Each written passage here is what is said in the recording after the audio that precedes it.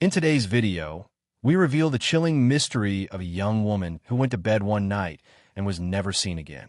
One college student didn't return home from a friend's house in the middle of the night while everyone else was sleeping in the room next door. Strange things were not observed or heard, but she wasn't there in the morning. The police were contacted right away, and the case became the city's most talked about story right away. After following thousands of leads, detectives finally discovered the shocking truth that shook the whole country to its core. Before we continue, I'd love to know where you're tuning in from. Whether you're watching from home, work, or on the go, drop your city or country in the comments below. It's always amazing to see how far these stories reach. And if you're enjoying this deep dive into true crime, don't forget to like, subscribe, and turn on the notification bell so you don't miss what's coming next. Now, let's get back into the case. Brianna Dennison was born in Reno, Nevada on March 29, 1988. It was where she grew up with her parents and younger brother. When she was 6, her father suddenly passed away. The death hurt the whole family, but made Brianna love her mom even more, and her mom did everything she could to help. Her family also liked to go on trips. Brianna saw a lot of Europe. She went to Japan and even spent a year as a student exchange student in Italy. She went to California to attend Santa Barbara City College after finishing high school. She chose to become a child psychologist because she had always wanted to work with kids. Not long after moving to Santa Barbara, she made friends right away and began dating a guy. Brianna, then 19, took a break from college in the winter of 2008 and went back to Reno to spend time with her family and friends. That Friday, January 18th, she went to her best friend's house with another friend to spend the weekend with them. They planned their days so that they could ski during the day and go to shows and nightclubs at night. Brianna was going to see one of her favorite bands perform live on January 19th, but she got sick and couldn't go. Brianna decided she didn't want to miss it because her mom told her to go anyway. After a few hours, she left the show early to go back to her friend's house and try to keep her cold from getting worse. Even though the house wasn't far away, she didn't want to walk because it was cold. When she saw a car leave the parking lot, she flagged it down and asked the driver to take her somewhere. He agreed, and she got home. She then began to wait for her friends to return from the show. Around 3:30 in the morning, they showed up. Before going to bed, the girls talked for a while. Brianna texted her boyfriend around 4:30 and then went to sleep. Brianna fell asleep on the couch in the kitchen while her friends slept in the next room. Brianna was not there when they woke up at 9 a.m. and began making breakfast. They didn't think much of it at first because they thought she had just moved into the bedroom because the door was shut. After about 40 minutes, one of them knocked on her door to wake her up for breakfast, but no one answered.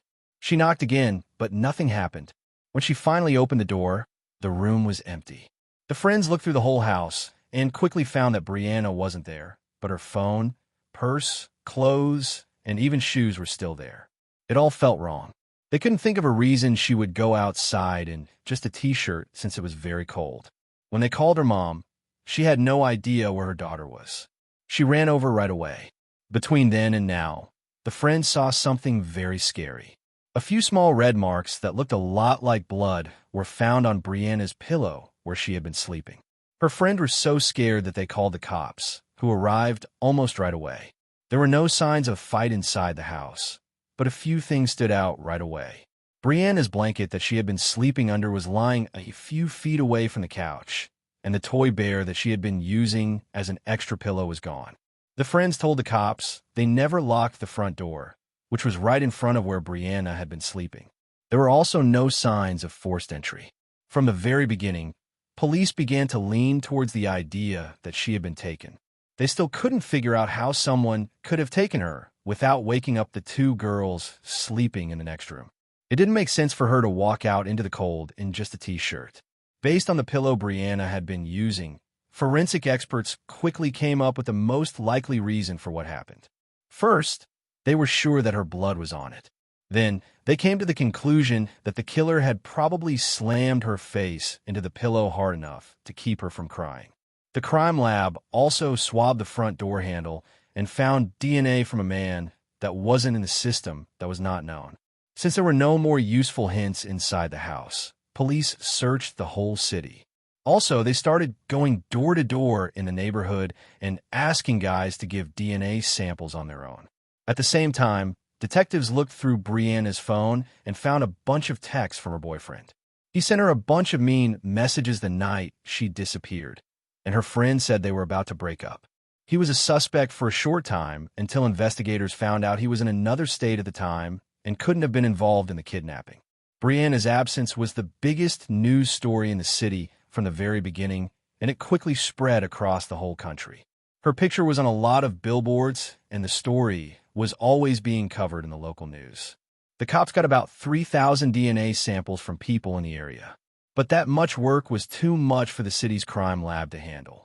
The government asked the people for help and quickly raised $150,000 to pay for more tests. In the end, experts were able to look at all of the samples, but none of them matched the DNA of the person thought to be the kidnapper. As soon as the FBI joined the case, they set out to find the suspect. First, police looked into the man who had driven Brianna home that night because they thought he might have come back later to take her. When the news said that police wanted to talk to him, the man came forward, gave a DNA sample, and gave a good reason for not being responsible. This took him off the police's list of suspects. A man who lived across the street from Brianna's friend's house gave them another tip. He was sitting in his living room and told the cops that he hadn't slept that night. At about 5 a.m., he saw a shadow move in front of his window and then heard someone trying to open his front door. For a while, nothing worked to stop the noise. But at first, he didn't think much of it. He thought it was probably just a drunk person who thought his house was theirs. The search activities got bigger every day. People volunteered to join the cops. Drones flew over the area, and search dogs were used by police to look in hard-to-reach places like fields, woods, and drainage ditches. But none of it got us anywhere. Detectives didn't think this was the suspect's first crime based on the information they had. As they looked into Reno's unexplained crimes, they quickly found two that caught their If you're attention. enjoying this story, kindly do us a favor and subscribe to our channel. It is free and won't cost anything, but it means the world to us. We're just a small channel trying to grow. Thank you, and back to the video. Just a few months before Brianna went missing. In November 2007, an unknown man beat a college student who was 21 years old. He came up to her in the parking lot, knocked her down, pulled out a gun, and beat her up. She screamed until she could barely breathe, even though he told her to be quiet. It looked like that scared him, so he ran away and dropped a pack of condoms along the way. After a month, there was another attack. This time, the victim was a student who was 22 years old and standing outside her house when a man came up behind her and squeezed her mouth and nose, knocking her out. The truck cab is where she woke up. After a few minutes, the driver pulled over and raped her while telling her not to look at him the whole time. He drove her back to her house and told her not to turn around as she walked to the door. She called the cops right away and gave them some information. The man was white, big, and had brown arms. She also talked about his pickup truck and added a scary detail. There was a child's shoe inside. There was one more scary link between the two strikes. The person who attacked both times took the victim's pants with him. Police took DNA samples from both women, and they were found to be identical. Now, the officers working on Brianna's case asked for a match to be made between the sample and the one from the door handle. This made their worst fear come true. They were dealing with a repeat predator who liked to prey on women. Sexual abuse. After hearing about this in the news, another kid spoke up. She told the police that someone had tried to break into her house one night by pulling on the front door handle so hard that it bent. However, the intruder was unable to enter. Police made a composite sketch and profile of the suspect based on information from the other two victims. The suspect was a guy of average height between 28 and 40 years old with a solid muscular build. Print and TV sites in the area were sent a picture of him along with a public appeal for help identifying him. There was a lot of fear in Reno. They knew there was a serial killer working right next door and thought it would only be a matter of time before he did it again. The sales of guns and pepper spray went through the roof, and women were too scared to stay home by themselves. Investigators weren't any closer to making an arrest or finding Brianna, even though the public was putting a lot of pressure on them. It became less likely that she was still living every day. Divers were sent to look for her body in a nearby river, and hundreds of people braved the cold to help. Also, more than 5,000 tips were sent to the police, but none of them helped them find Brianna. It went on for almost a month before someone called the cops. A worker was leaving for his lunch break on February 15th. In order to save time, he chose to go to the coffee shop by cutting through an empty lot. He saw an old Christmas tree lying in a ditch and a pair of socks sticking out from behind it as he walked. As he got closer, he saw what looked like a person. He first thought someone had dumped a mannequin, but it didn't take him long to figure out it was a dead body. He called the cops right away. The body parts were sent to a medical examiner so that the name of the person and the cause of death could be confirmed. 2 sets of women's pants were lying next to the body. The victim was naked except for socks. The doctor said for sure that it was Brianna. She was strangled to death, and marks on her neck showed that her killer had used knickers to do it. The doctor said Brianna was killed in the house, and her body was later taken away. In other words, she had been dead since the day she went missing. 1 pair of pants belonged to Brianna's friend, who hadn't even known they were stolen. The other pair, on the other hand, wasn't hers. Police think the killer left them at the spot on purpose to tease them. Also, Brianna had been sexually abused, and DNA from a man was found on her body like we thought it would. It matched the samples from the 2 earlier attacks and the one that was on the doorknob.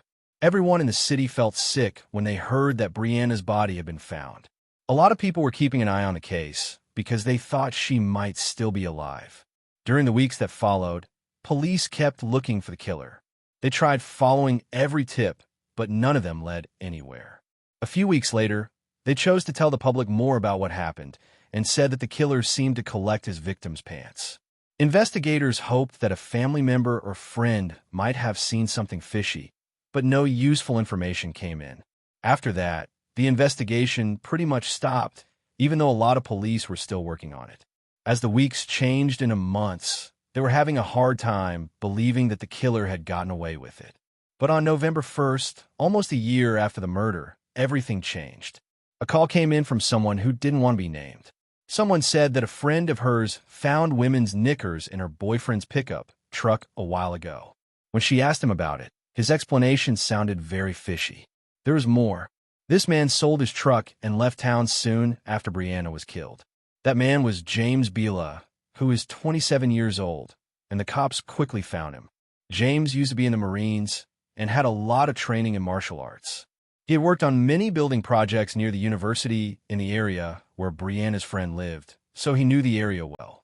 At the time of Brianna's murder, he was taking on work as a builder. As the officers dug deeper, they found out that James had a violent streak. Someone he used to date told them he hit her a lot and once almost killed someone with a knife. He also broke a dog's leg for no reason one time. Police had never taken James' DNA or charged him with anything. Even after all that, as soon as the police found out he had moved back to Reno, they kept an eye on him 24 hours a day. They called him, too, and said they wanted to talk. James agreed to meet, but he didn't even ask what the meeting was for. Police asked him where he was the night Brianna was killed. When they talked to him the next day, James said he was at his girlfriend's house, but when they asked for a DNA sample, he flatly refused. Just then, the cops went to see his ex-girlfriend, and she told them his story was a lie. That night, he wasn't with her. They also found out that James was married to this woman and had a 4-year-old boy together. When the police asked the boy's mother if they could get a DNA sample from him, she said yes. The killer's DNA was almost exactly the same as the child's, which meant that the crimes were likely committed by someone in the boy's close family. With all of this proof in hand, the officers went back to James. But this time was to arrest him. A lot of charges were brought against him because his DNA had been found in 3 different cases. He still wouldn't accept he was guilty. James was put in jail until his hearing while the police worked to build their case. They learned from James' father that he had a long past of drug abuse, which was a big reason why he was kicked out of the Marines. Detectives also found his old van. Fibers from the seat covers were tested and found to be an exact match to fibers found on the clothes of another student who had been taken and driven home. His old boss also had something to say. He said James quit his job the same day Brianna's body was found and went to live in another state. If you're enjoying this story, kindly do us a favor and subscribe to our channel. It is free and won't cost anything, but it means the world to us. We're just a small channel trying to grow. Thank you, and back to the video. When the trial started, James' lawyer tried to say that the cases were unrelated and that each crime had its own signature. But those claims didn't hold much weight because the prosecution had a lot of proof linking James to all of them. James kept laughing and even smirking during the trial, which didn't help his case. In late May 2010, just over 2 years after Brianna's murder, the jury found him guilty on all counts. The court then had to decide what to do with him, and the death penalty was an option. James' lawyer worked hard to keep him from getting the harshest sentence. He told the judge about his client's troubled childhood and how his alcoholic father would beat him often. He also talked about how well James had behaved in jail. The judge didn't care about any of that. So, James was given the death penalty. Just a few months later, he got 4 more life terms for different charges. This means that he will never be free, even if his execution never happens, which is very possible. Over the next few years, James' lawyer tried more than once to get the sentence thrown out, but each time the state Supreme Court supported the death penalty. Because of this, James is still in jail, and there is no set date for his execution. Brianna's family pushed for a new law in Nevada that would require police to get DNA from anyone arrested for a violent crime after he was caught. Some people think that if there had been such a rule earlier, James would have been caught after his first attack on a student, and Brianna might not have died. It's too bad that her death wasn't the last blow to the family. It's been 10 years since she was killed, and her 19-year-old cousin has still not been found. Her folks were shocked when she told them she was leaving for another state with a new boyfriend. She then stopped answering her phone. Her family is scared that something bad happened to her and still hopes she'll come home one day. Thank you for watching this heartbreaking story. Don't forget to leave your thoughts below and subscribe to the channel for more cases. Until next time, stay safe.